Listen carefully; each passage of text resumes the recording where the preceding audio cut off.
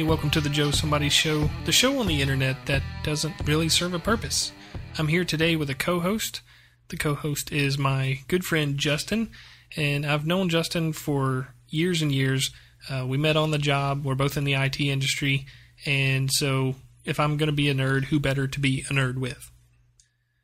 Say hello, Justin. Hello, Justin. Awesome. As good friends as we are, and as many weird things as we've done over the years, this is still a little bit awkward, is it not? Only because you make it so. I can make anything awkward. Just ask my wife. I'd rather not. All right, one of the first things that I want to talk about today is a comment from a user, a YouTube user, D. Snyder, who says, I was wondering if you could do a segment on the show about removing viruses from phones or various handheld thingamajigs. I didn't make that up. They said thingamajigs. Well, D, I can tell you, being in the industry for 10 years, all the things I've seen, I'm not super familiar with viruses on smartphones. It's not that they don't happen, it's that they're not that common / possibly pretty hard to diagnose.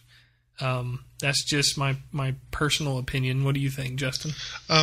I myself have never had a virus or seen a virus on a phone, much less a thingamajig. So if anybody can show me a thingamajig with a virus on it, that would be awesome. Be very careful when you ask people to show you a thingamajig. I just want to throw that out there. I just want a thingamajig with a virus. That's I think that's going to be pretty hard to come up with. I would say knowing the symptoms of viruses on a smartphone would be important. The symptoms to me seem like they'd be pretty obvious. The device is going to get slow. It's going to have erratic behavior. It may even redirect your web browser when you try to look at something to go somewhere else. Anything like that. And the only thing that I can really say about cleaning viruses, removing viruses from smartphones, there's a ton of apps out there that can help you do that. If you go to the Google Play App Store and just type in virus removal, virus scan, anything like that, you're going to get tons of results. And I don't really know how well they work because, again, it's not that common to see a virus on there. I've never had anybody come up to me and ask me to remove a virus from their device. And I don't even personally protect my own device with any kind of virus software. I do use a program called Clean Master. It's a good thing I have notes here. I use a program called Clean Master, which is designed to clean junk files off of the phone, to free up processes that are running in your memory, to enhance the performance of the device. And a new feature that they've put in a recent release, it actually scans the apps as I download them from the App Store and tells me that they're either clean or not. And I've actually never had it tell me that anything I've downloaded was not clean. I actually use an app called Lookout. It has several features to it, not just a virus scan feature, but it does scan every app I download. It will check web pages as I surf them. It also has a location feature, much like the iPhone Find Me has. And it has a scream feature that will, if your phone is stolen, you can activate it from a web browser and your phone will start screaming as someone walks away with it. Could you imagine being that person that stole the phone and wanders off with it and then it starts yelling? Yes. No, I cannot imagine being that person, but I imagine being around that person could be awkward and somewhat hilarious all at the same time. Yeah, I wouldn't want to be that person. I try to not steal things. Well, the closest thing I can relate to it is someone setting off their car alarm and not being able to turn it back off. Yeah, and that happens a lot. I don't know if it's the newfangled thingamajig cars are too hard for people to figure out, or if the soccer moms have too many things going on. I don't know what it is, but I constantly see people setting off their own car alarms, and they can't figure out how to turn them back off. You ever see that? I do see it, and, well, I see it more along the lines of someone goes and hits the wrong button, but then they don't know how to turn it back off. Like in most cars that have the factory panic button, as they call it, is usually what they set off, and you hit it once to activate it, you double tap it to deactivate it. My word, that's handy. Anyway, we were here with a purpose. Back to the viruses on smartphones. The other thing that I want to just throw out there, if you think you're having a problem like a virus on a smartphone or a tablet or any kind of device like that, and you go and download some sort of virus removal application and you're not sure if it's working, you're still having a problem with the device, you can always perform a master reset.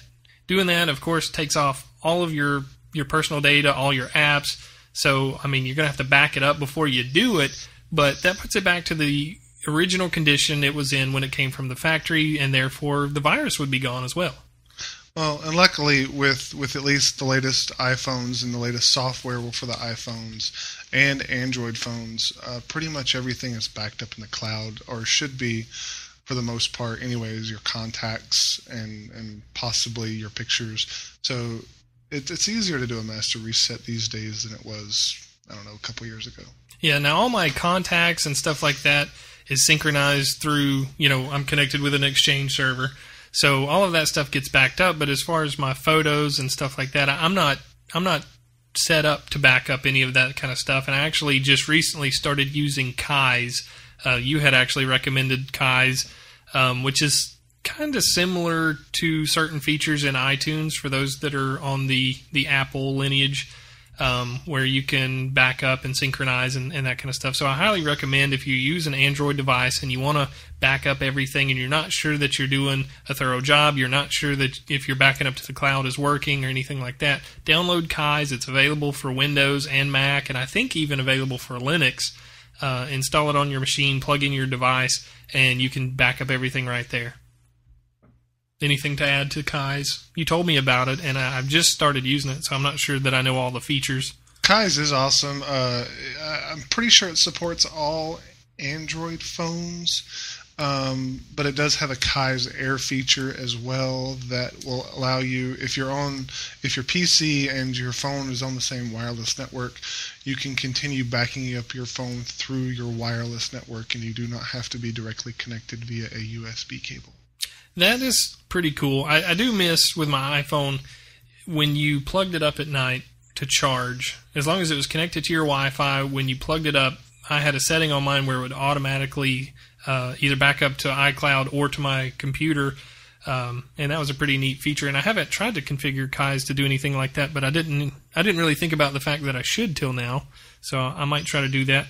Another thing on the Android side of things that somebody asked, Nobody from YouTube also had left a comment basically asking how they can install Adobe Flash Player on their Samsung Galaxy Mega. And I've never used a Mega. I know a lot of the Samsung Galaxy devices are similar, and a lot of Android devices are similar for that matter. But officially, I don't believe that Adobe Flash Player is supported by the Android operating system anymore. I know it's not available if you go into the Google App Store as a download, and the only reference that I could find to it anywhere on the internet is apparently now, if you are on your device and you go to Adobe's website, adobe.com, and you do a search for archived Flash Player versions, there will be a page that comes up that may have a version of Flash that is compatible with some Android devices, but I have no idea if it works. I've never tried to use it, and to be honest, a lot of the websites, at least that I go to, people are moving away from Flash and leaning more towards HTML5 and stuff like that. So I guess Flash is not as sought after as it once was, but I don't know if that helps nobody. Nobody, get it? Nobody. I don't know if that helps you any, but do you know anything else about Flash, Justin, that as far as on an Android device? I've tried myself. I've hit a few pages where it requested Flash, and I tried to seek it out, and it's not easily sought. And I at that point I stop and I just determine that it's not worth going after, and I'll go view what I'm looking at on a PC instead of my phone. That's a day in the life of an IT person. You run into something new you're not real sure about. You do a Google search, read through some forums, try it, run into a problem, give up until somebody else asks you about it, and then it piques your interest again, so then you go solve it, and you feel like a hero. But anyway, that in itself is a weird area because, like I said, Flash, it's not dying officially, but I know a lot of websites are moving away from Flash. Flash is not something that Google can index. And so when people build sites that contain a lot of Flash on it, Google has no idea what's on that web page, and therefore, as far as search engine optimization goes, it's a nightmare. So I know that people are actually moving away from Flash. I don't know if it'll ever fully die or not, but that at least gives you something that you can give a try and see if it helps. And actually, let me know. Leave me a comment here. Hit me up on Twitter at JoeSomebody1986 or Facebook. You guys know the way to get in touch with me. And let me know if that happens and if anybody else has anything to add to that where they did get Flash running on their Android device. Let me know how you did it, and I'll share it with everybody on an upcoming show. We love to share. Yes. Let me share a story. This is just weird. I want to share a story from work. The other day, I was at one of my customers' locations, and I was working on a machine there, and the guy basically had advertisements playing through his speakers that he wasn't sure where they were coming from. That's basically all he told me. So I go and check out the machine thinking, okay, he's probably got a tab open in Internet Explorer or something, some audio playing that he's just not seeing. But surely enough, Internet Explorer, I open up Task Manager, I'm looking for iExplore.exe, it's not even running. But there was an advertisement playing through the speakers. And he actually told me he keeps his speakers turned down a good bit of the time, so he's not sure how long that's been happening. But he did notice when he turned his speakers up that there was this commercial playing. So I've started tracking down everything on the system to figure out where it was coming from, and I kind of was leaning towards I don't know, and that was my unofficial answer to the guys. I have no idea. So I started doing virus scans. I scanned it with their enterprise antivirus that they have there, as well as the Malwarebytes anti-malware and Super Anti-Spyware and several other programs. Didn't find anything. So I did go online and I found a forum where somebody was having a similar problem. Turned out to be a rootkit. So a rootkit is a type of malware, but for some reason, and I've never fully understood this, it is not recognized by the same types of programs that you do normal virus scans with. So I ran something called TDSS Killer that's available from Kaspersky, and that's its sole purpose is to find rootkits. Didn't find anything. I also downloaded Malwarebytes beta version of their anti-rootkit. In the industry, we refer to it actually as MBAR. The Malwarebytes anti-malware being MBAM, the anti-rootkit being MBAR. So I ran MBAR on it, didn't find anything. I haven't found any positive results from any of the virus scans or anti-rootkit scans that I've run on the machine, so I'm really not 100% sure what's causing it. And at some point during all the scanning, it stopped doing it. So I have no idea if we've accidentally got rid of it, if we scared it off, tipped it off that we're looking for it. It's becoming aware. I really have no idea what's going on with it. But I do believe that it's some sort of malware infection, but I just haven't gotten to the bottom of it. Have you seen anything like that in your day-to-day? I haven't seen anybody with something playing in the background. I do deal with viruses on a almost daily basis, unfortunately. But my go-to when all else fails, as you have tried, is Combo Fix. And Combo Fix seems to usually do the trick. It does not always work according to plan, and it has occasionally fouled up a system further. But on the whole, I would say 95% of the time it works flawlessly. Yeah, I did not do a Combo Fix scan. I don't know if you'd refer to it as a Combo Fix scan or just a Combo Fix. I didn't fix it comboly.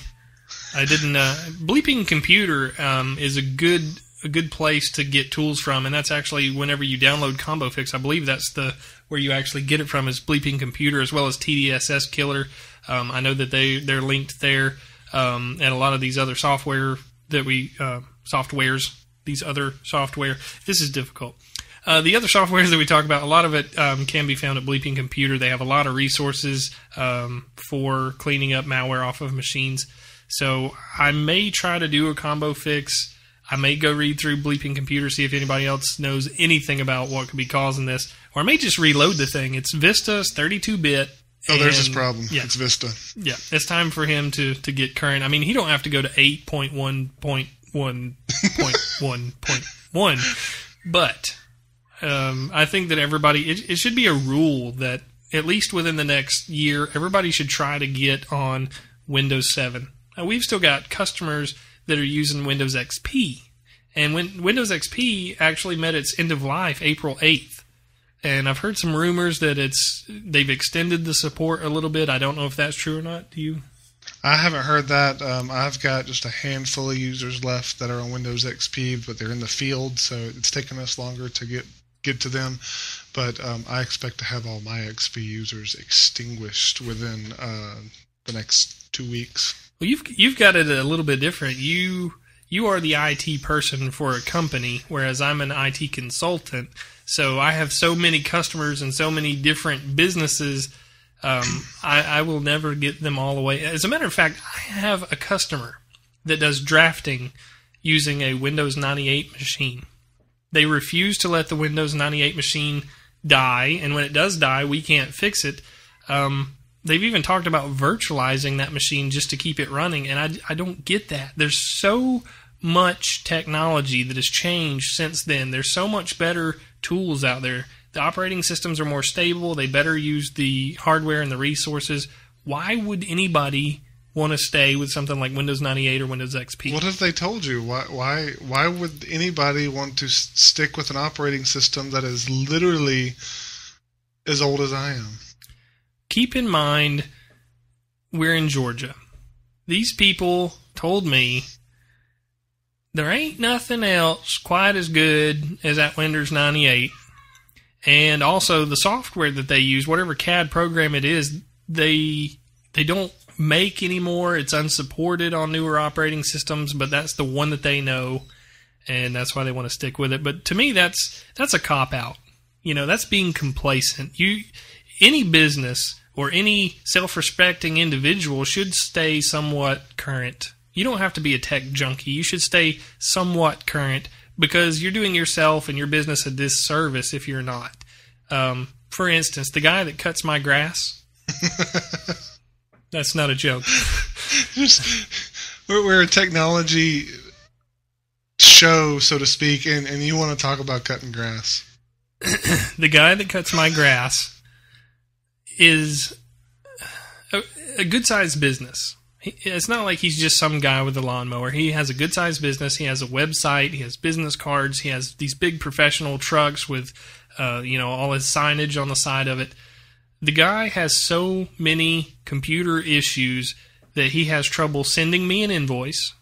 He has yet to respond to any of the emails that I've sent to him requesting the invoice, as well as he was supposed to provide a link so that we could pay online. That's where it's at these days. You know, with my generation and below, we want to pay online. We don't want to go anywhere, mail anything.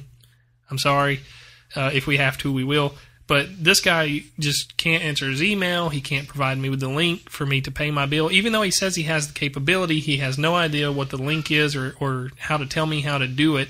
And here we are, we're in May, and he hasn't sent me the invoice for last month. And I'm like, dude, as long as you continue to cut my grass, that's awesome. But if you don't want to learn the technology to run your business and to allow me to pay you, that's on you, dude. Wow. I feel enlightened. Yeah, we pull out all the stops here on the Joe Somebody Show, that's for sure. All right. One of the other things on my list here was I wanted to follow up a little bit on the toll road thing that I talked about in the last episode. I know that is not a huge thing for a lot of people, but a lot of my audience are cruise goers. They are people that are going to be traveling on the Florida Turnpike. Have you ever been on the Florida Turnpike? I have not. I spent some time on the South Carolina toll road this past week, but how did that go? Two tolls at $1.25 a piece. Ooh, expensive. Yeah, it was tough. Well, it's not so much the money; it's the unexpectedness of it, and wondering if I was actually carrying the cash to pay it. Yeah, we knew that we were going to go through tolls, and we still didn't know that we had the money. And I dropped some of the money out the window. I was trying to hand the money over to the attendant of the booth, and I was like, "Here's the sorry, it's on the ground now." And they let me go through anyway. I'm assuming that they picked it up, but they let me go anyway. But following up on that, I was talking about the fully automatic toll booths where you do not have an attendant, you do not have the option to pay in cash or change. You basically have to have pre-purchased the SunPass, or they're going to just take a picture of your tag and send you an invoice in the mail, which is what happened to me. And following up on that situation, I was going to say, if you're going to be traveling on the Florida Turnpike, you can go online, I believe it's sunpass.com, and you can actually look at the entire toll road to see how much of it you're going to have to be on for, and you can actually go and do a toll calculator that will estimate the amount of money that you're going to end up owing, for the length of your trip on the toll road. And it's in your best interest to go ahead and purchase the SunPass. The SunPass works kind of like a prepaid card or something like that. You basically put money on it, and as you go through these toll plazas, even the regular ones, just about all of them have a SunPass lane, and as long as you have that SunPass in your vehicle, you just fly through, and it automatically deducts the amount of money for that toll from your account. Is there something you have to put in the windshield? I'm assuming there's some sort of RFID tag or something. There's some sort of chip or something that you put in there. I don't know. I've never bought one. Well, I know Georgia 400, we had tolls on it for years and years and years, and they only recently finally did away with the Georgia 400 toll. But I remember when I would ride with my mother that she had it was a credit card sized square, but it was probably about half an inch thick, and it stuck into her windshield, and she could go through the pass lane and go through it quickly. But it was just, I know that they've gotten better, but that's what I remember. Yeah, and I mean, it's probably something of that nature. Some sort of RFID technology, I'm sure, is in use. But I just thought I'd throw that out there to anybody that's going to be doing cruising, heading down the Florida Turnpike, anywhere around that area. You might want to go to sunpass.com, go check out the toll calculator, and I think you have to buy the SunPass at like a CVS, or I'm not really sure, but I'm sure all that information is available on their website. But that may help you out and avoid the nice little toll by plate invoice and threatening letter. Joe, I watched your video, and I have to comment on that just a little bit about the unexpected experience you had with the toll, which is, I get them wanting to go automated and not to clog up traffic. I'm all about keeping traffic moving, especially here in Atlanta. But I would expect them to put some signage up somewhere that says, there are automated tolls, and you may be charged if you do not have this. That's exactly how I felt, and whenever I was on the phone trying to get to the bottom of it, because, at first we had thought we had missed a toll, and when I talked to her, I gave her the information that was on the bill. She was able to tell me exactly which booth it was. She had all the information about it, and when I told her, I said, I don't remember there being any kind of indicator anywhere to let me know that I wasn't going to have the option to pay cash for this toll. I did not expect to get this bill in the mail, and I think, and maybe she was just appeasing me, but she said there was a sign that said something. I don't remember. So you just weren't paying attention. Well, I don't remember. I don't remember what she said, but we paid attention. But apparently there was a sign, even if it was a tiny sign, that somehow informed you that there was a SunPass only toll booth. Interesting. So yeah, I don't know if it could not be true. I don't know. I figured that there would have had to been a sign, but she says there was a sign. maybe there was a sign. All right. One of the other questions I got on my last video was from CU Tiger, who I believe lives in Anderson, South Carolina. You spend any time in Anderson? None. Yeah, me neither.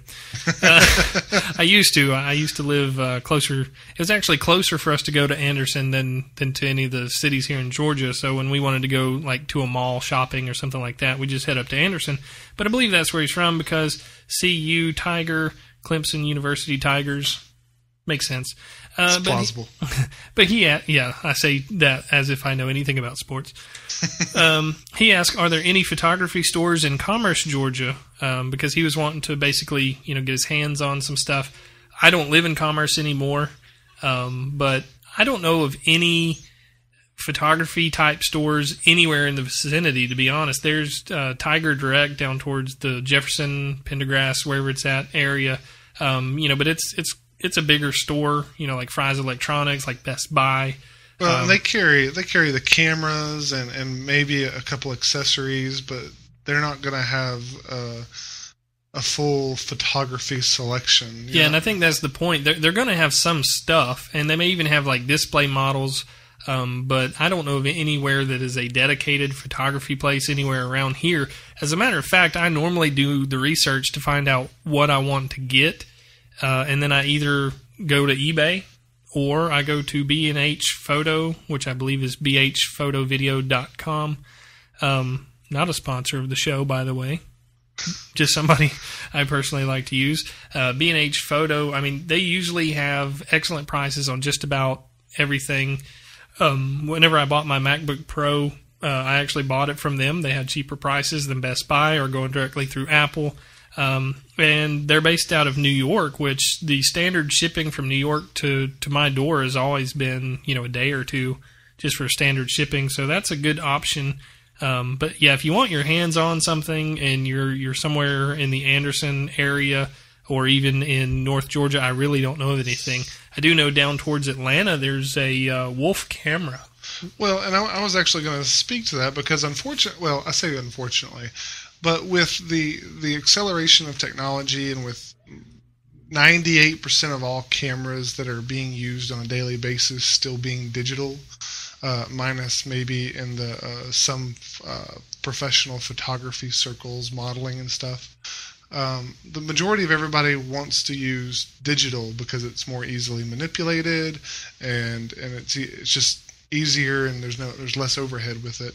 But with more and more digital becoming accessible, Wolf Camera has kind of gone by the wayside and died a bit. I used to know of about 6 different locations of Wolf Camera stores, and they have all died.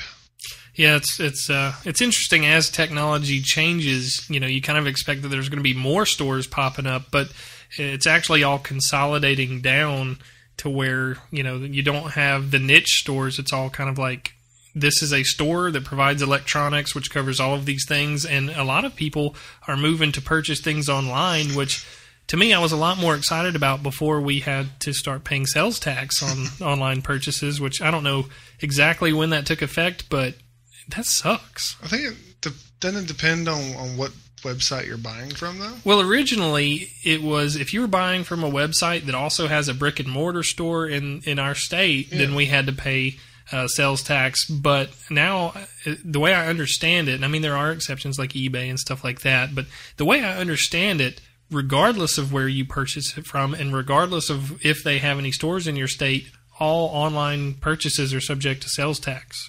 That's interesting. I haven't bought anything online recently, so I'm not sure. I may have misspoke, but we'll Google it. Maybe we'll talk about it on the next show here. And if anybody knows for sure, just leave a comment down below, send me a nasty gram email, and tell me I'm wrong.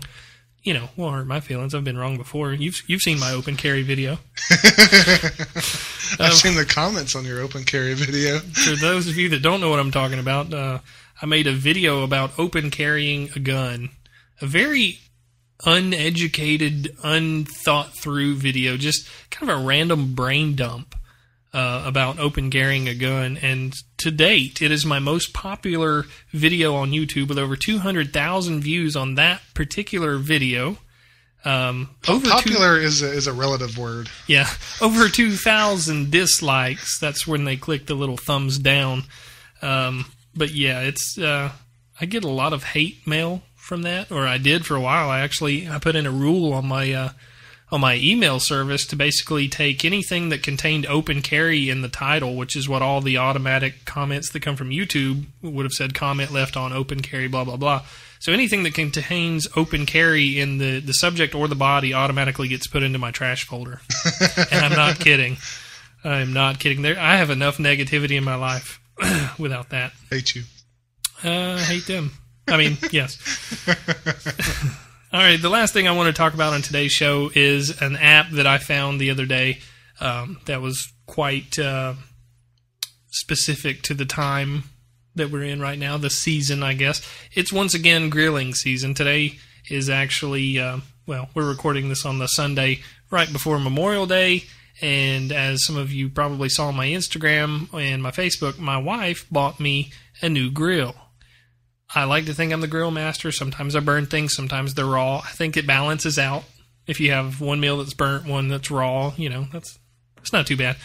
But anyway, to help me through the season, I was looking around at some apps on the Google Play App Store, and one of them that I ran across is called Steak Timer Plus.